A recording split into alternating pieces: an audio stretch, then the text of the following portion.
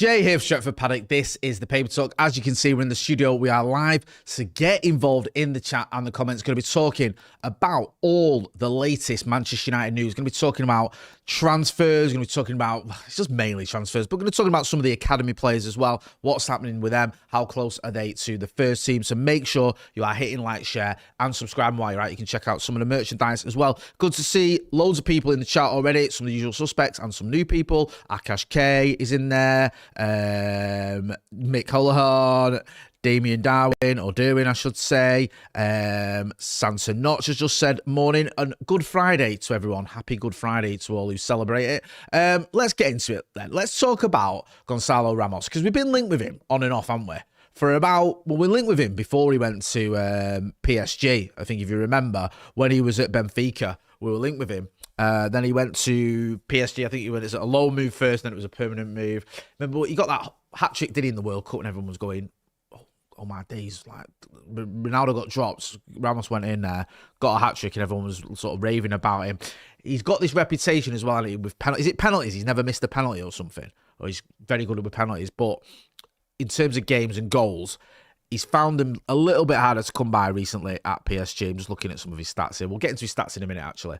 But let's start with the story. So the story is, from Gimme Sport, United opens aside 70 million striker Luis Enrique says is incredible. Basically, I think, is it Laurinus Pukis who's on this article saying United have been presented with an opportunity to sign PSG forward Goncalo Ramos this summer, according to reports. Ramos has only managed 11 goals in 38 appearances under Luis Enrique this season, making just 10 starts in Ligue 1 and none in the Champions League. So, I mean, that says a lot, doesn't it? The 24-year-old, who joined PSG from Benfica in January, is under contract until the summer of 2028. So, he's got a couple of years left, but it's not beyond the realms of possibility that they would be willing to sell him. We had Manu Ugarte off him. I mean, less said about that, the better, probably. But this has come from team talk, so you could question the validity of it and the reliability of it. But the point I think we're getting here is I do expect United to be in for a striker in the summer. We're going to get to Chido Obi a little bit later on, because he's obviously a striker we've got who's at the club and who has played for the first team, not this season, but last season he did as well. So he could be an option next season. Is he ready? Is he ready to go into the first team if needed? We do have Benjamin Sesko. We know that Brian Mbeumo can play up front. So can Mateus Cunha. But in terms of an out-and-out number 9, you've only got, really, Sesko and Chido. And Chido's still very young. So if anything happens to Sesko, I mean, you can look at it and go Joshua Zirkzee, but all the rumours, reports, stories we're hearing are that Zirkzee's going to leave. So I do expect United to be looking at strikers in the summer. Someone like Ramos, who's not had the greatest of times at PSG, let's not kid ourselves. I know he did win a Champions League there, but I think he played about a minute in the final. He could be an option. It's not that ridiculous to me. 70 million quid is a bit OTT. I don't know if we give him the money they paid for him, considering he's not even a first-team player there, really.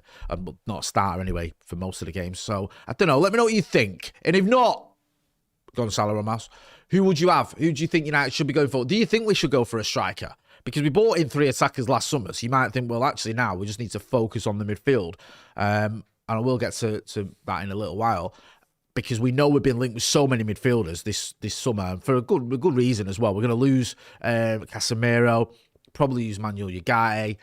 That leaves Kobe Mainoo, who's your only out-and-out midfielder in that role. I know Bruno can play there, and Mason Mount can even play a bit deeper. But I do expect us to be in the market for midfielders. Do you think we're going to go for a striker? And do you think if we do, that striker should be Goncalo Ramos? Flash Far 1362 says, Evan Ferguson could be a shout.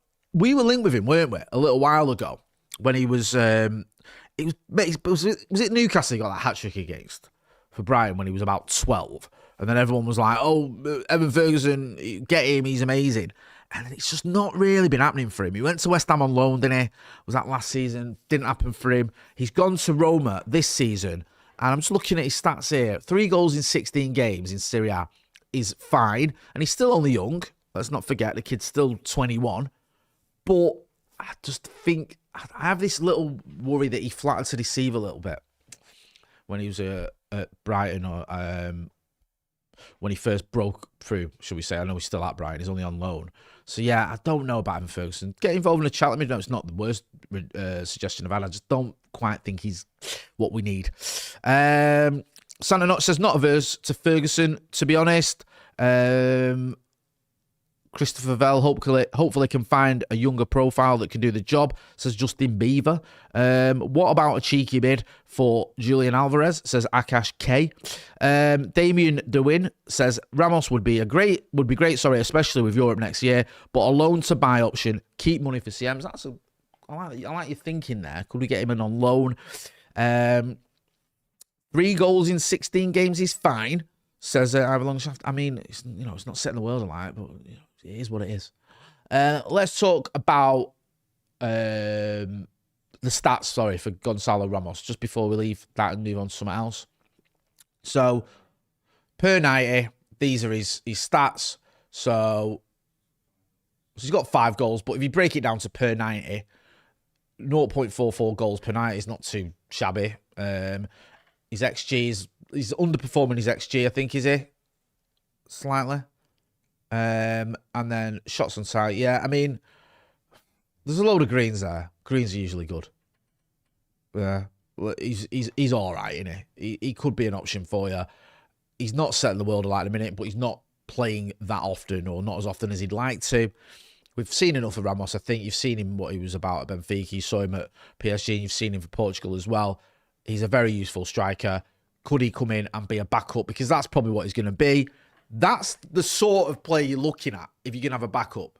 If you're going to have a striker who's going to come in and probably not start, because even in Sesko at the minute doesn't start. So someone coming in is going to be behind Sesko, who's not even starting every week himself. So I don't think you're going to go out and get a 90 million, 100 million pound striker. I think as it stands at the minute, the way we're set up is that Sesko is probably still on the bench. You've got Kuhn, you've got Mbeumo, you've got Ahmad as your attackers. Patrick Dorgu as well. Ballon Dorgu's still got to come back into this side.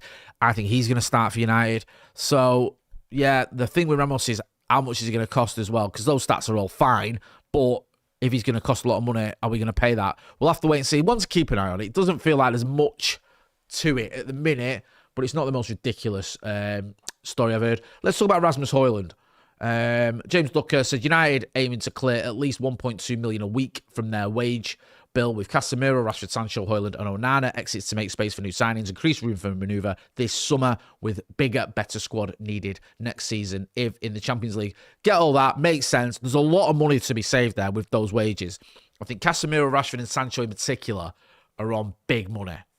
Like, I think Casemiro's about 300 odd K a week. I think Rashford's somewhat similar. I know obviously Barcelona have up a chunk of that this season. Sancho, I think he's on about 275 a week. Hojlund and Onana obviously on a bit less. Still decent money. I think obviously with those players as well, you're going to get a few quid for Rashford. Probably not as much as you should in my honest opinion. Hojlund you'll get a few quid for. I think it's around 38 million.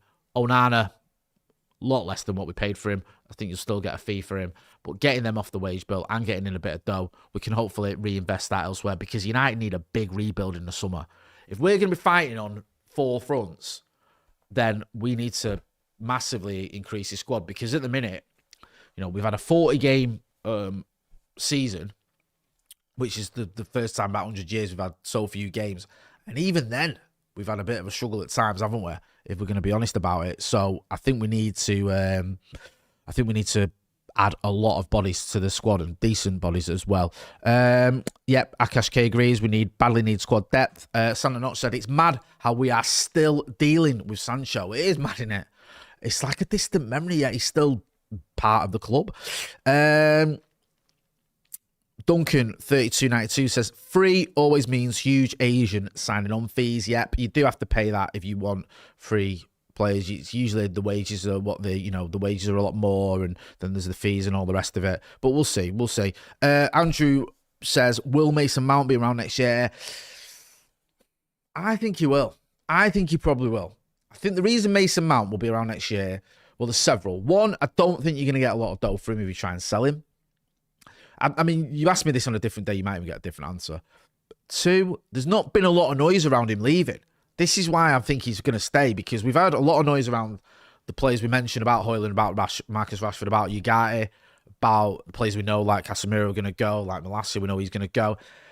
Xerxes, we're in a bit of noise, but there's not been much about Mason Mount. And I think the club might look at it and go, look, if he's fit, he can do his job. He's done a decent job this season. He's had injuries, and then Michael Carrick obviously doesn't prefer it. But if he's happy to stay as a squad player, you could use him in the Champions League. He's a Champions League winner, and obviously in the Premier League as well when needed. He could be back up to Bruno Fernandes. He could obviously play a deeper role if he needed. I wouldn't be surprised if Mason Mount ends up staying. I don't know. Let me know what you think. Get involved in the chat. It's a very good question. Let's talk about Schlotterbeck. Nico Schlotterbeck. This is one of Steve's favourite players, isn't it? An unnamed club has made official contact with the players' camp. If he doesn't sign his new contract, he will be available in the summer for 30 million, 35 million. And that's from Florian Plettenberg, who's been on the channel. Quite a reliable source in Germany. Yeah, keep an eye on it. We'll see. We've been linked with him over the years, haven't we? I don't know if there's much to it, to be honest with you, but he's worth a mention. Duncan, 3292, says, Welbeck is the only answer. Always. What a great super chat. Let's talk about Morgan Rogers. Disclaimer, I saw this in Gimme Sport. Disclaimer, I think it's originated from The Sun, so it's probably a load of rubbish. And they're basically saying, we're in for Morgan Rogers. Hashtag don't buy The Sun, by the way. So, I don't see it happening. I don't see us going for Morgan Rogers. I think he'll cost a lot of money. I think Villa could sell him because they're in all sorts of trouble with PSR, but I don't think Manchester United will be in for him. Let me know what you think. Good player, got a brace against us, didn't he, at Villa Park? But I think that's an absolute non-starter, to be honest with you. Let's talk about Elliot Anderson. We've got our usual obligatory Elliot Anderson story here. This is in the Mirror, as you can see. Elliot Anderson transfer update emerges as full signings decided. Manchester United summer transfer plans are beginning to take shape, with Elliot Anderson one of several big names on their radar. Look, we know, don't we? We know Tonali, Baleba, Wharton, Anderson. We're interested in all this, but this is quite a funny one because Manchester United pursuit of Elliot Anderson may already have hit a stumbling block. Right, let me just tell you something right now. Whether we get Elliot Anderson or not, it's not hit a stumbling block because of what the Mirror are claiming here. Because they're saying, with England legend Chris Waddle suggesting the midfielder would favour a return to Newcastle over a switch to Old Trafford. Chris Waddle, if you don't remember him, he used to play for Newcastle, he played for Spurs as well. So that he's saying, look, you know, obviously, he was sold to Forest from Newcastle, and according to Waddle, the pull of a return to Ironside could prove decisive if the opportunity arises. Elliot Anderson is a Newcastle fan, he's a Geordie. He won't be in a rush, but the chance of going back to Newcastle, I'm sure he's wanted to play in those black and white stripes, and I'm sure he'll be up for it. He's just left. What are you on about? Yeah, I don't see him going back to Newcastle. I probably don't see United getting him, even though anyone who watches this channel knows I think we should be going for him. And I don't buy in this idea, we'll sit him on him, that's the end of that. I think we should be able to get Elliot Anderson if we really went for him. But I certainly don't see him going back to Newcastle at all. I think Chris Waddle's talking absolute drivel there. And, you know, if you love Newcastle that much, you don't leave in the first place. Something you could probably relate to. Let's talk about Ederson. This is the midfielder we were linked with for ages. He was at Atalanta. He's going to Atletico. He was a name that kept popping up, didn't he? I think it was about 50 million quid. I don't know if it's a release clause or a price tag that was muted. However, he's going to Atletico. And I felt like about a year ago, there was a lot of rumours and reports around Ederson to United, wasn't there? And it died down. And I think with good reason, because obviously he ain't coming to United. He's going to Atletico. Rafa D says, if Mount didn't have the 7th shirt and wasn't on 250k a week, he'd be fine to stay, but Cunha should be in that shirt. C. Jones says, Rodgers is nowhere near worth 100 million. He's had some good long-range shots, but he's a moments player, not consistent enough. Damien Wind says, Waddle had a wobble there. Yeah, fair enough. Let's talk about Shea Lacey.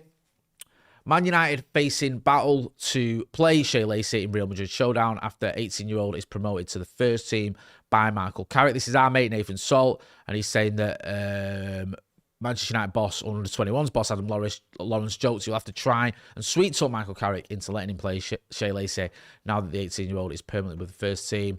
Yeah, I think this is just about the under 21s game. Yeah, and like how he could be playing more for the first team than for the under-21s. He's not played, has he, since he got sent off for the first team. Shea Lacey, obviously an amazing talent. Finn, who does the academy review for us, has been raving about him for ages. He had injury issues. I think he was around that crop one with England of like Ethan Nwere and Miles Lewis Skelly, and he was looked at as probably better than them, or the one who, you know, people were saying had the best chance of really making it, but he kept getting these injuries. However, he has managed to stay fit more recently, consistently, and we know what he's about. We saw what he did when he came on against Burnley. So unlucky when he hit the bar. That would have been an amazing goal. Unfortunately, he got the red card, didn't he, against Brighton, but he's got a bright future. And I love Shea Lacey. I love the facts as well. He's from a family of Liverpool fans and he's a United fan. I love that. Let's talk about Chido Obi while we're on the subject of youngsters. There's a piece here.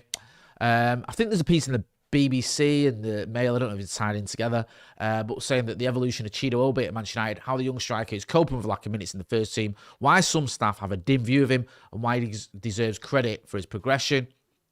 So there's a bit of rumours or reports here that some staff are looking at him thinking he could work a bit harder or whatever. Some questions about him. But ultimately, I mean, look, Chido, you know, we know for a fact, everyone knows it, that he did extra training with our mate Ryan Hopper. He did that sort of extra coaching with him. He seems to be applying himself. And I think he's still only young.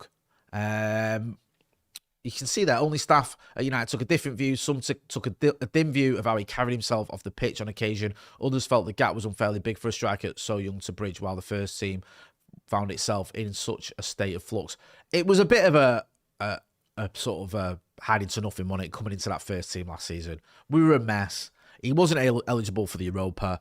There was a lot of pressure on him. I mean, he did well when he came on and when he played. He just didn't get the goal, which is unfortunate for him. But we'll have to wait and see with Chido. I hope he makes it, obviously. Very, very talented young lad. It'd be great to get one over Arsenal as well, because obviously they didn't want to let him go, even though now they claim they did. But we'll wait and see. It's a bit too early to tell. He's obviously done very well and was pushed into the first team, probably ahead of when he should have been. But next season, with all these different competitions we're hopefully going to be going for, I expect him to get some minutes. How many minutes remains to be seen, especially if we want to bring it back full circle. We are going for another striker, whether that's Goncalo Ramos or someone else. Ryan Noyak says, City charges should be focus of news stories and put pressure on this failure of leadership to get this problem settled. Listen, I'll happily talk about City's charges. I'm waiting for them to kick off. But we've been waiting for a long time, haven't we? It just doesn't feel like much is happening on that front at the minute. But maybe there will be sooner rather than later. There's a link in the chat to our merchandise. You can go and check that out. We're going to be back. We've got some videos coming up. Me and Joe are going to have a chat. Joe's going to be doing one of the explainer vids as well for the weekend. So make sure if you're not doing so already, you are hitting like, share, and subscribe. I'm Jay Motti. This has been the Paper Talk. Thanks for watching.